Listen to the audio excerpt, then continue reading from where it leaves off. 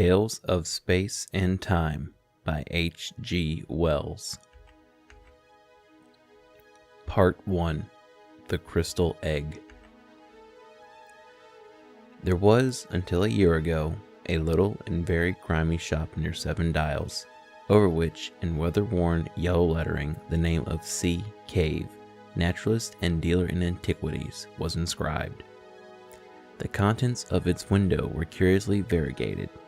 They comprised some elephant tusks, an imperfect set of chessmen, beads and weapons, a box of eyes, 2 skulls of tigers and 1 human, several moth-eaten stuffed monkeys, 1 holding a lamp, an old-fashioned cabinet, a fly-blown ostrich egg or so, some fishing tackle, and an extraordinarily dirty empty glass fish tank.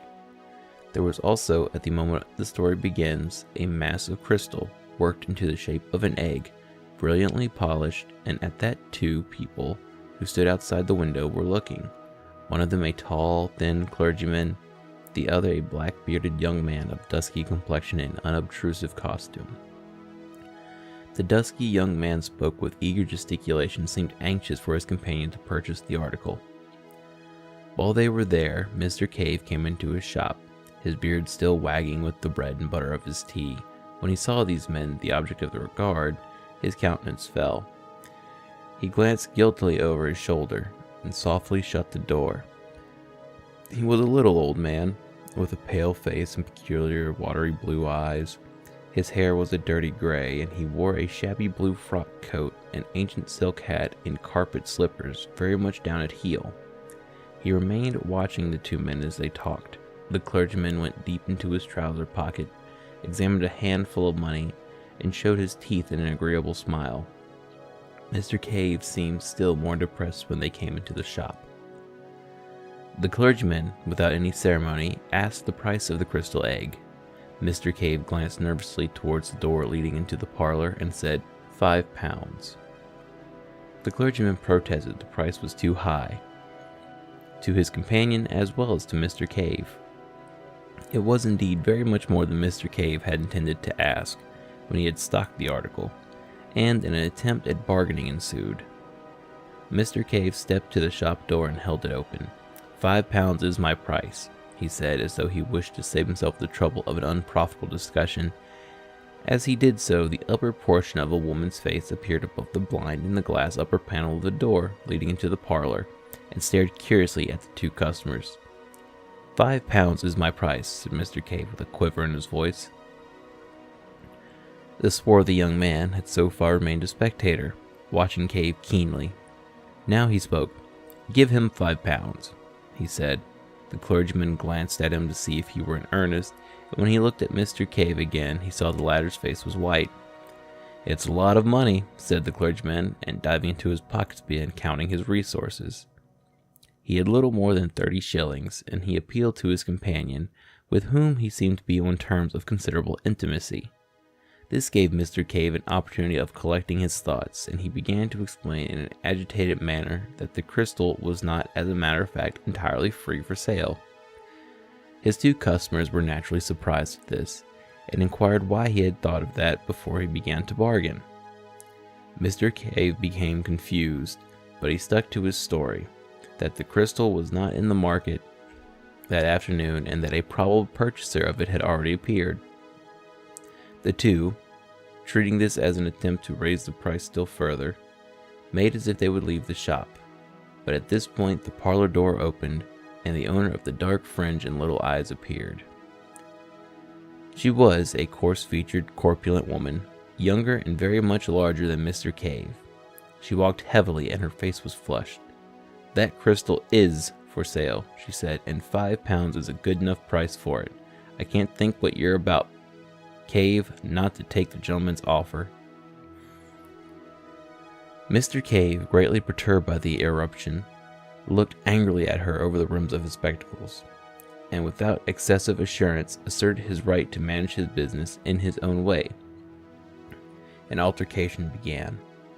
The 2 customers watched the scene with interest and some amusement, occasionally assisting Mrs. Cave with suggestions. Mr. Cave, hard-driven, persisted in a confused and impossible story of an inquiry for the crystal that morning, and his agitation became painful, but he stuck to his point with extraordinary persistence. It was the young Oriental who ended this curious controversy. He proposed that they should call again in the course of 2 days, so as to give the alleged inquirer a fair chance. "And then we must insist," said the clergyman, £5. Mrs. Cave took it on herself to apologize for her husband, explaining that he was sometimes a little odd, and as the 2 customers left, the couple prepared for a free discussion of the incident in all its bearings. Mrs. Cave talked to her husband with singular directness. The poor little man, quivering with emotion, muddled himself between his stories, maintaining on the one hand that he had another customer in view, and on the other asserting that the crystal was honestly worth 10 guineas. "Why did you ask £5?" said his wife. "Do let me manage my business my own way," said Mr. Cave. Mr. Cave had living with him a stepdaughter and a stepson, and at supper that night the transaction was rediscussed. None of them had that high of opinion of Mr. Cave's business methods, and this action seemed a culminating folly. "It's my opinion he refused that crystal before," said the stepson, a loose-limbed lout of 18.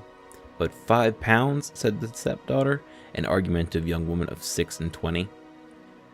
Mr. Cave's answers were wretched. He could only mumble weak assertions that he knew his own business best.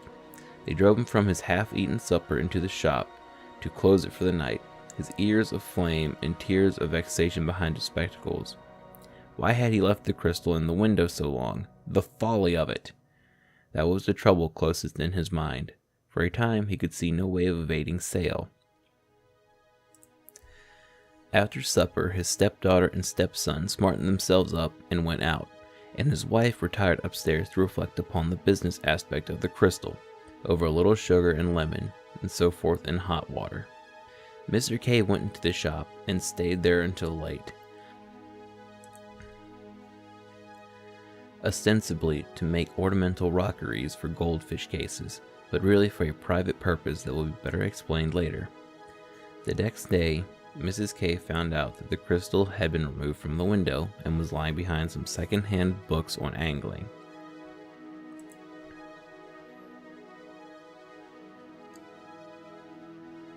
She replaced it in a conspicuous position, but she did not argue further about it, as a nervous headache disinclined her from debate. Mr. Cave was always disinclined. The day passed disagreeably. Mr. Cave was, if anything, more absent-minded than usual, and uncommonly irritable withal. In the afternoon, when his wife was taking her customary sleep, he removed the crystal from the window again. The next day, Mr. Cave had to deliver a consignment of dogfish at one of the hospital schools where they needed for dissection. In his absence, Mrs. Cave's mind reverted to the topic of the crystal and the methods of expenditure suitable to a windfall of £5. She had already devised some very agreeable expedients, among others a dress of green silk for herself and a trip to Richmond, when a jangling of the front door summoned her into the shop. The customer was an examination coach who came to complain of the non-delivery of certain frogs asked for the previous day. Mrs. Cave did not approve of this particular branch of Mr. Cave's business, and that the gentleman, who had called in somewhat aggressive mood, retired after a brief exchange of words, entirely civil so far as he was concerned. Mrs. Cave's eyes then naturally turned to the window, for the sight of the crystal was an assurance of the £5 and of her dreams. What was her surprise to find it gone? She went to the place behind the locker on the counter, where she had discovered it the day before. It was not there, and she immediately began an eager search about the shop. When Mr. Cave returned from business with the dogfish about 1:45 in the afternoon, he found the shop in some confusion, and his wife extremely exasperated and on her knees behind the counter, rooting among the taxidermic materials. Her face came up hot and angry over the counter as the jangling bell announced his return, and she forthwith accused him of hiding it. Hid what? At Mr. Cave. The crystal.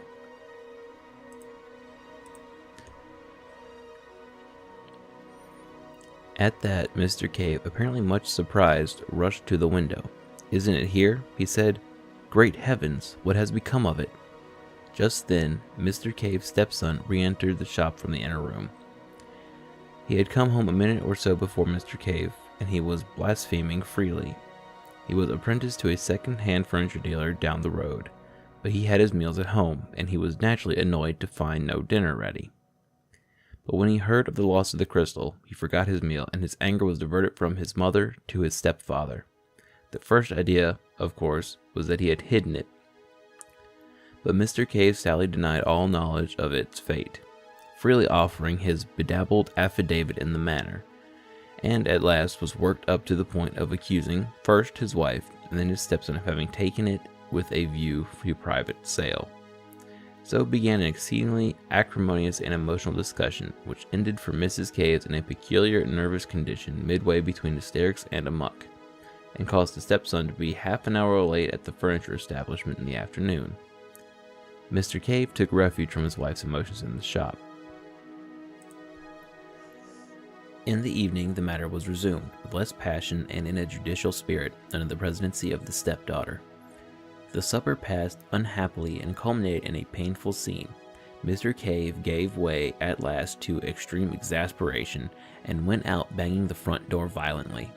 The rest of the family, having discussed him with the freedom of his absence warranted, hunted the house from garret to cellar, hoping to light upon the crystal. The next day, the two customers called again. They were received by Mrs. Cave almost in tears. It transpired that no one could imagine all that she had stood from Cave at various times in her married pilgrimage.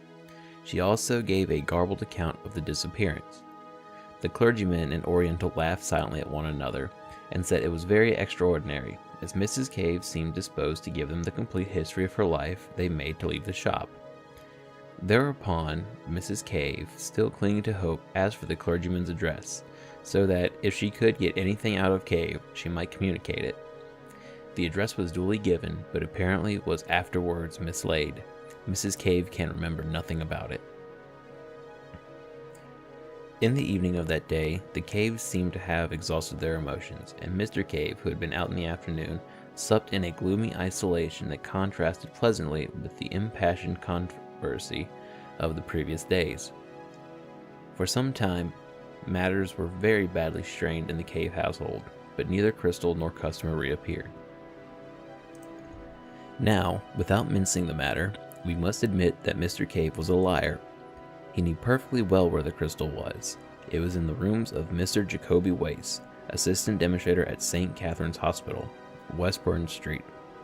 It stood on the sideboard, partially covered by a black velvet cloth, and beside a decanter of American whiskey. It is from Mr. Wace, indeed, that with particulars upon which this narrative is based were derived. Cave had taken off the thing to the hospital, hidden in the dogfish sack, and there had pressed the young investigator to keep it for him. Mr. Wace was a little dubious at first. His relationship to Cave was peculiar. He had a taste for singular characters, and he had more than once invited the old man to smoke and drink in his rooms, and to unfold his rather amusing views of life in general, and of his wife in particular. Mr. Wace had encountered Mrs. Cave, too, on occasions when Mr. Cave was not at home to attend to him. He knew the constant interference to which Cave was subjected, and having weighed the story judicially, he decided to give the crystal a refuge. Mr. Cave promised to explain the reasons for his remarkable affection for the crystal more fully on a later occasion, but he spoke distinctly of seeing visions therein. He called on Mr. Wace the same evening. He told a complicated story. The crystal, he said, had come into his possession with other oddments at the forced sale of another curiosity dealer's effects, and not knowing what its true value might be, he had ticketed it at 10 shillings. It had hung upon his hands at that price for some months, and he was thinking of reducing the figure when he made a singular discovery. At that time, his health was very bad, and it must be borne in mind that, throughout all this experience, his physical condition was one of ebb, and he was in considerable distress by reason of the negligence, the positive ill treatment even, he received from his wife and stepchildren. His wife was vain, extravagant, unfeeling, and had a growing taste for private drinking. His stepdaughter was mean and overreaching, and his stepson had conceived a violent dislike for him, and lost no chance of showing it. The requirements of his business pressed heavily upon him, and Mr. Wace does not think that he was altogether free from the occasional intemperance. He had begun life in a comfortable position. He was a man of fair education, and he suffered, for weeks at a stretch, from melancholia and insomnia. Afraid to disturb his family, he would slip quietly from his wife's side, when his thoughts became intolerable, and wander about the house, and about 3 o'clock one morning, late in August, chanced directed him into the shop. The dirty little place was impenetrably black except in one spot, where he perceived an unusual glow of light. Approaching this, he discovered it to be the crystal egg, which was standing on the corner of the counter towards the window. A thin ray smote through the crack in the shutters, impinged upon the object, and seemed as it were to fill its entire interior. It occurred to Mr. Cave that this was not in accordance with the laws of optics, as he had known them in his younger days. He could understand the rays being refracted by the crystal and coming to focus in its interior. But this diffusion jarred with his physical conceptions. He approached the crystal, nearly peering into it and around it, with a transient revival of the scientific curiosity that in his youth had determined his choice of a calling. He was surprised to find the light not steady but writhing within the substance of the egg, as though that the object was a hollow sphere of some luminous vapor. And moving about to get different points of view, he suddenly found that he had come between it and the ray, and the crystal nonetheless remained luminous. Greatly astonished, he lifted it out of the light ray and carried it to the darkest part of the shop. It remained bright for some 4 or 5 minutes, when it slowly faded and went out. He placed it in the thin streak of daylight, and its luminousness was almost immediately restored. So far, at least, Mr. Wace was able to verify the remarkable story of Mr. Cave. He has himself repeatedly held this crystal in a ray of light, which had to be of a less diameter than 1 millimeter, and in a perfect darkness, such as could be produced by velvet wrapping the crystal, did undoubtedly appear very faint phosphorescent. It would seem, however, that the luminousness was of some exceptional sort, and not equally visible to all eyes, for Mr. Harbinger, whose name will be familiar to a scientific reader in connection with the Pasteur Institute, was quite unable to see any light whatever. And Mr. Wace's own capacity for its appreciation was out of comparison inferior to that of Mr. Cave's. Even with Mr. Cave, the power varied considerably. His vision was most vivid during states of extreme weakness and fatigue. Now, from the outset, this light in the crystal exercised a curious fascination upon Mr. Cave, and it says more for its loneliness of a soul than a volume of pathetic writing can do.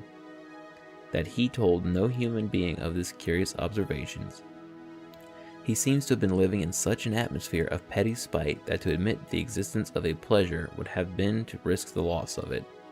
He found that as the dawn advanced and the amount of diffused light increased, the crystal became to all appearances non-luminous, and for some time he was unable to see anything in it except at nighttime in dark corners of the shop.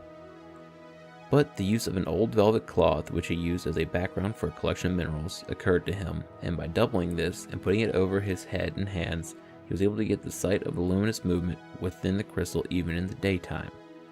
He was very cautious lest he should be thus discovered by his wife, and he practiced his occupation only in the afternoons while she was asleep upstairs, and then circumspectly in a hollow under the counter. And one day, turning the crystal about in his hands, he saw something. It came and went in like a flash, but it gave him the impression that the object had for a moment opened to him a view of the wide and spacious and strange country, and turning it about, he did, just as the light faded, see the same vision again. Now, it would be tedious and unnecessary to state all the phases of Mr. Cave's discovery from this point. Suffice that the effect was this: the crystal, being peered into at the angle of about 137 degrees from the direction of the illuminating ray, gave a clear and consistent picture of a wide and peculiar countryside. It was not dreamlike at all.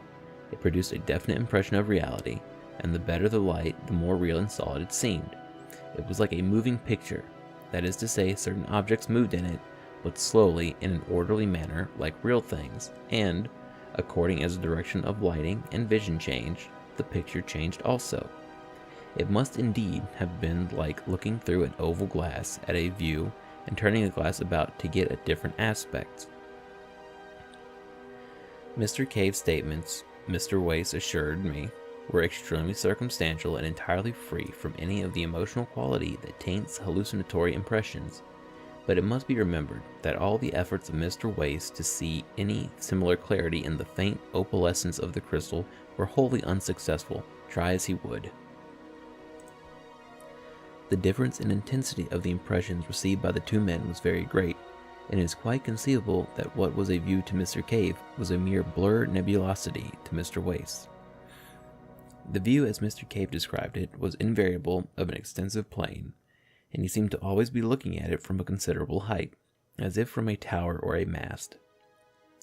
To the east and to the west the plain was bounded at a remote distance by reddish cliffs, which reminded him those he had seen in some picture, but what the picture was, Mr. Wace was unable to ascertain.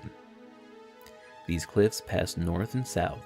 He could tell the points of the compass by the stars that were visible at night, receding in an almost illimitable perspective and fading into the mists of the distance before they met. He was nearer the eastern set of cliffs on the occasion of his first vision. The sun was rising over them, and black against the sunlight and pale against their shadow appeared a multitude of soaring forms that Mr. Cave regarded as birds. A vast range of buildings spread below him. He seemed to be looking down upon them, and as they approached the blurred and reflected edge of the picture, they became indistinct. There were also trees curious in shape and in coloring, a deep mossy green and an exquisite gray beside a wide and shining canal, and something great and brilliantly colored flew across the picture. But the first time Mr. Cave saw these pictures, he only saw in flashes. His hand shook, his head moved, and the vision came and went, and grew foggy and indistinct. And at first he had the greatest difficulty in finding the picture again once the direction of it was lost. His next clear vision, which came about a week after the first, the interval having yielded nothing but tantalizing glimpses and some useful experience, showed him the view down the length of the valley.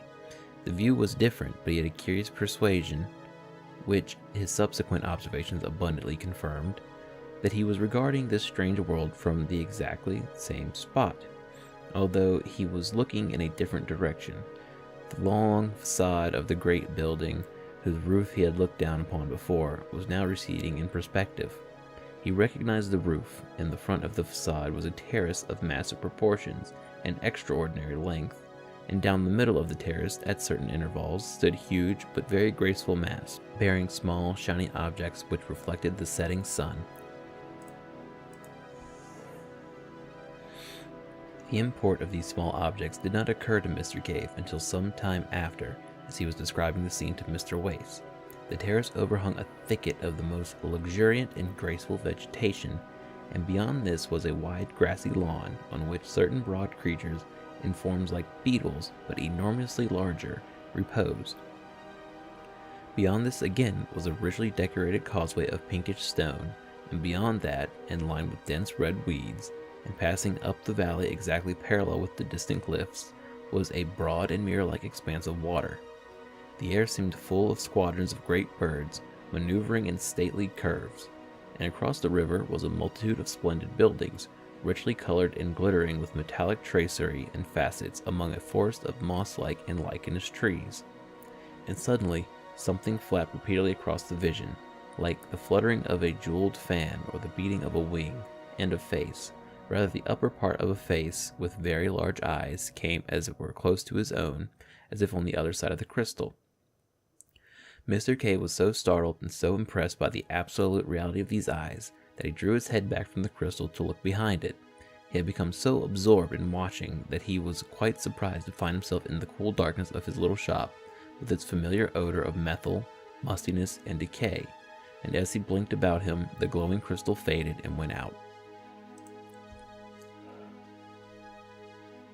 Such were the first general impressions of Mr. Cave. The story is curiously directed and circumstantial. From the outset, when the valley first flashed momentarily on his senses, his imagination was strangely affected, and as he began to appreciate the details of the scene he saw, his wonder rose to the point of passion.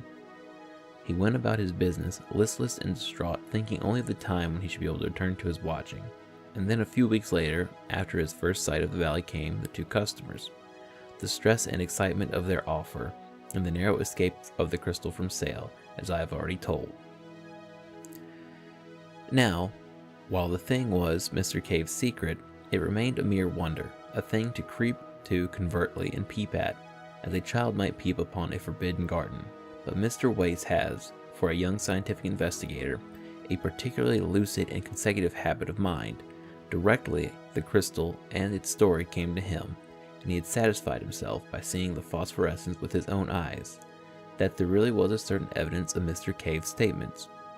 He proceeded to develop the matter systematically. Mr. Cave was only too eager to come and feast his eyes on the wonderland he saw, and he came every night from 8:30 until 10:30, and sometimes in Mr. Wace's absence during the day. On Sunday afternoons also he came. From the outset, Mr. Wace made copious notes, and it was due to his scientific method that the relation between the direction from which the initiating ray entered the crystal and the orientation of the picture were proved. And by covering the crystal in a box perforated only with a small aperture to admit the exciting ray, and by substituting black Holland for his buff blinds, he greatly improved the conditions of the observations, so that in a little while they were able to survey the valley in any direction they desired. So having cleared the way, we may give a brief account of this visionary world within the crystal.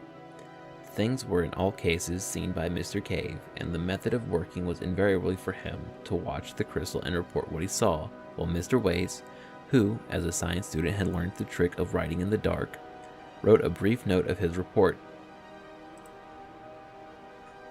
When the crystal faded, it was put into its box in the proper position and the electric light turned on. Mr. Wace asked questions and suggested observations to clear up difficult points. Nothing, indeed, could have been less visionary and more matter-of-fact. The attention of Mr. Cave had been speedily directed to the bird-like creatures he had seen so abundantly present in each of his earlier visions. His first impression was soon corrected, and he considered for a time that they might represent a diurnal species of bat. That, he thought, grotesquely enough, that they might be cherubs. Their heads were round and curiously human, and it was the eyes of one of them that had so startled him on his second observation.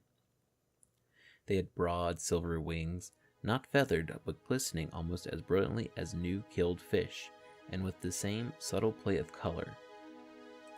And these wings were not built on the plan of bird wing or bat. Mr. Wace learned, but supported by curved ribs radiating from the body. A sort of butterfly wing with curved ribs seemed best to express their appearance. The body was small, but fitted with two bunches of prehensile organs, like long tentacles immediately under the mouths. Incredible as it appeared to Mr. Wace, the persuasion at last became irresistible that it was these creatures which owned the giant, great, quasi-human buildings in the magnificent garden that made the broad valley so splendid. And Mr. K perceived that the buildings, with other peculiarities, had no doors, but that the great circular windows which opened freely gave the creatures egress and entrance. They would alight upon their tentacles, fold their wings into a smallness almost rod-like, and hop into the interior. But among them was a multitude of smaller winged creatures, like great dragonflies and moths and flying beetles, and across the greensward, brilliantly colored gigantic brown beetles crawled lazily to and fro. Moreover, on the causeways and terraces, large-headed creatures similar to the greater winged flies, but wingless, were visible, hopping busily upon their hand-like tangles of tentacles. Allusion has already been made to the glittering objects upon the mast that stood upon the terrace of the nearer building. It dawned upon Mr. Cave, after regarding one of these masts very fixedly on one particular vivid day, that the glittering object was a crystal exactly like that into which he peered, and a still more careful scrutiny convinced him that each one in a vista of nearly 20 carried a similar object. Occasionally, one of the large flying creatures would flutter up to one, and folding its wings and coiling a number of its tentacles about the mast, would regard the crystal fixedly for a space, sometimes for as long as 15 minutes, and a series of observations made at the suggestion of Mr. Wace convinced both watchers that, So far as the visionary world was concerned, the crystal into which they peered actually stood at the summit of the endmost mast of the terrace, and that on the occasion, at least one of these inhabitants of his other world had looked into Mr. K's face while he was making these observations. So much for the essential facts of this very singular story. Unless we dismiss it as all ingenious fabrication of Mr. Wace, we have to believe one of these two things. Either that Mr. K's crystal was in two worlds at once, and that while it was carried about in one, it remained stationary in the other, which seems altogether absurd, or else that it had some peculiar relation of sympathy with another, and exactly similar crystal in this other world,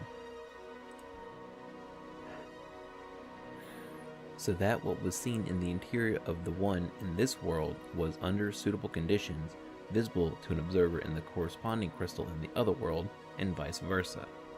At present, indeed, we do not know of any way in which the two crystals could so come in rapport, but nowadays we know enough to understand that the thing is not altogether impossible.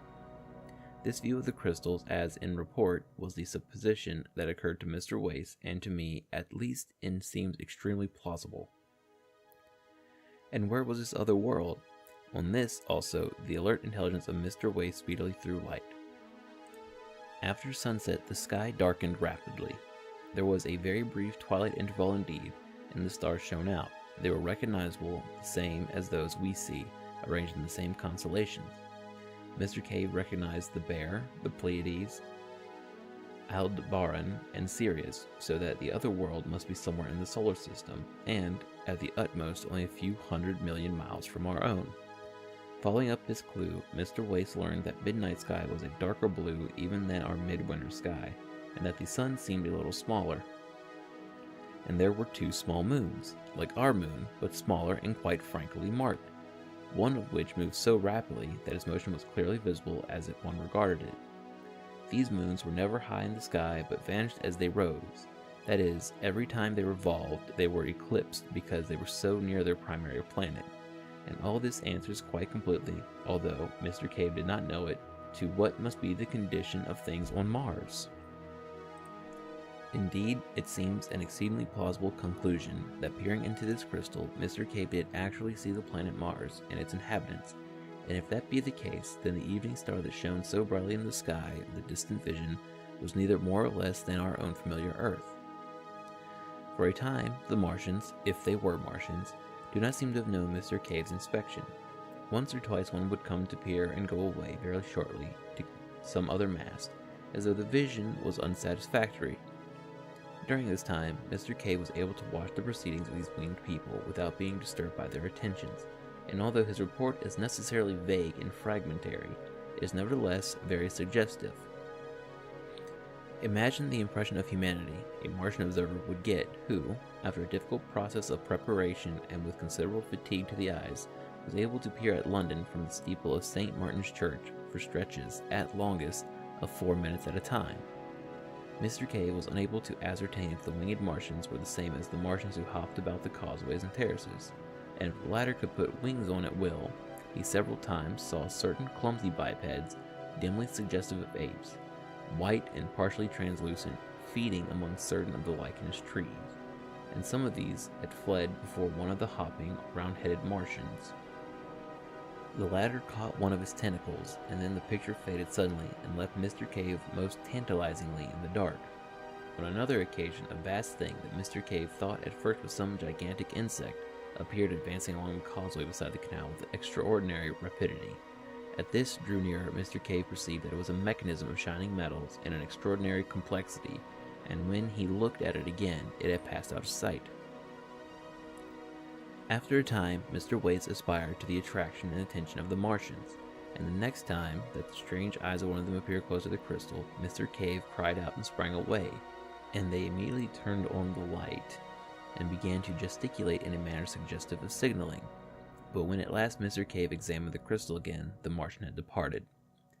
Thus far, these observations had progressed in early November, and then Mr. Cave, feeling that the suspicions of his family about the crystal were allayed, began to take it to and fro with him in order that, as occasion arose in the daytime or nighttime, he might comfort himself with what was fast becoming the most real thing in his existence. In December, Mr. Wace's work in connection with a forthcoming examination became heavy. The sittings were reluctantly suspended for a week, and for 10 or 11 days, he is not quite sure which, he saw nothing of Cave. He then grew anxious to resume these investigations, and, the stress of his seasonal labors being abated, he went down to 7 Dials. At the corner he noticed a shutter before a bird's fancier's window, and then another at a cobbler's. Mr. Cave's shop was closed. He rapped, and the door was opened by the stepson in black. He at once called Mrs. Cave, who was, Mr. Wace could not but observe, in cheap but ample widow's weeds of the most imposing pattern. Without any very great surprise, Mr. Wace learned that Cave was dead and already buried. She was in tears, and her voice was a little thick. She had just returned from Highgate. Her mind seemed occupied with her own prospects and the honorable details of obsequies. But Mr. Wace was at last able to learn the particulars of Cave's death. He had been found dead in his shop in the early morning, the day after his last visit to Mr. Wace, and the crystal had been clasped in his stone-cold hands. His face was smiling, said Mrs. Cave, and the velvet cloth from the minerals lay on the floor at his feet. He must have been dead 5 or 6 hours when he was found. This came as a great shock to Wace, and he began to reproach himself bitterly for having neglected the plain symptoms of the old man's ill health. But his chief thought was the crystal. He approached that topic in a gingerly manner because he knew Mrs. Cave's peculiarities. He was dumbfounded to learn that it was sold. Mrs. Cave's first impulse directly Cave's body had been taken upstairs and had been to write to the mad clergyman who offered £5 for the crystal, informing him of his recovery, but after a violent hunt in which her daughter joined her, they were convinced of the loss of his address, as they were without the means required to mourn and bury Cave in the elaborate style the dignity of the old 7 Dials inhabitant demands. They had appealed to a friendly fellow tradesman in Great Portland Street. He had very kindly taken over a portion of the stock at a valuation. Valuation was his own, and the crystal egg was included in one of the lots. Mr. Wace, after a few suitable consolatory observations, a little offhandedly offered, perhaps, hurried at once to Great Portland Street. But there he learned that the crystal egg had already been sold to a tall, dark man in gray, and there the material facts in this curious, and to me, very least suggestive story come abruptly to an end. The Great Portland Street dealer did not know who the tall, dark man in gray was, nor had he observed him with sufficient attention to describe him minutely. He did not even know which way this person had gone after leaving the shop. For a time, Mr. Wace remained in the shop, trying the dealer's patience with hopeless questions, venting his own exasperation. And at last, realizing abruptly that the whole thing had passed out of his hands, had vanished like a vision of the night, he returned to his own rooms, a little astonished to find the notes he had made still tangible and visible upon his untidy table. His annoyance and disappointment were naturally very great. He made a second call, equally ineffectual, upon the Great Portland Street dealer, and he resorted to advertisements in such periodicals as were likely to come into the hands of a bric-a-brac collector. He also wrote letters to the Daily Chronicle and Nature, but both those periodicals, suspecting a hoax, asked him to reconsider his action before they printed, and he was advised that such a strange story, unfortunately so bare of supporting evidence, might imperil his reputation as an investigator.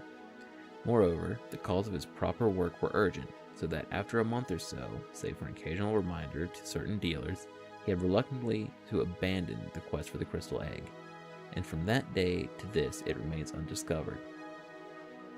Occasionally, however, he tells me, and I can quite believe him, he has bursts of zeal in which he abandons his more urgent occupation and resumes the search. Whether or not it will remain lost forever, with the material and origin of it, are things equally speculative at the present time. If the present purchaser is a collector, one would have expected the inquiries of Mr. Wace to have reached him through the dealers. He has been able to discover Mr. Cave's clergyman and Oriental, no other than the Reverend James Parker and the young Prince of Bosokuni in Java. I am obliged to them for certain particulars. The object of the prince was simple curiosity and extravagance. He was so eager to buy because Cave was so oddly reluctant to sell. It is just as possible that the buyer in the second instance was a simply casual purchaser and not a collector at all, and the crystal egg, for all I know, may at the present moment be within 1 mile of me, decorating a drawing room or serving as a paperweight, its remarkable functions all unknown. Indeed, it is partly with the idea of such a possibility that I have thrown this narrative into a form that will give it a chance of being read by the ordinary consumer of fiction. My own ideas in the matter are practically identical with those of Mr. Wace. I believe the crystal on the mast in Mars and the crystal egg of Mr. Cave to be in some physical, but at present quite inexplicable, way in report, and we both believe further that the terrestrial crystal must have been, possibly at some remote date, sent hither from that planet in order to give the Martians a near view of our affairs. Possibly the fellows to the crystals in the other mass are also on our globe. No theory of hallucination suffices for the facts.